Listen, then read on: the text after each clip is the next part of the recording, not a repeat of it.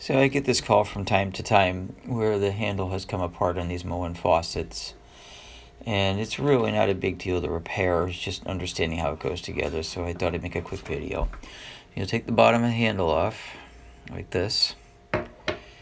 And then you'll take this spline adapter, which if you take a look at it, there's a hole in it where the screw's going to go, which is now stuck in there.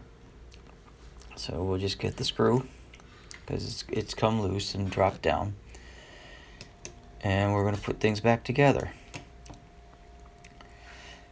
So a couple things to note. There's a larger space on this spline and a larger space on this, so that the spline needs to align correctly. So in a minute when we put the handle together, we've got to make sure we line those up. But we'll take the bottom half of the handle and put it over the spline adapter, and then all we need to do is find that larger spline so that the handle drops in correctly.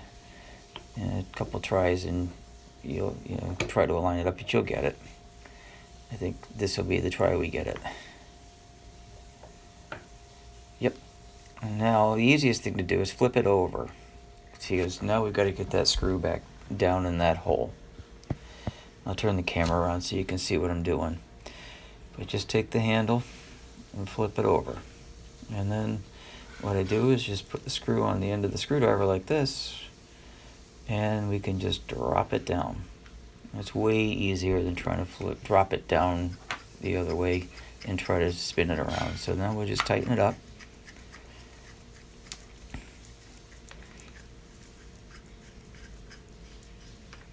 Like so. And make sure it moves freely, because there is a friction washer in there. And then just put it back together, which will align the handle so it's in the correct position for off. And then screw the bottom of the handle back down onto the body of the valve like this.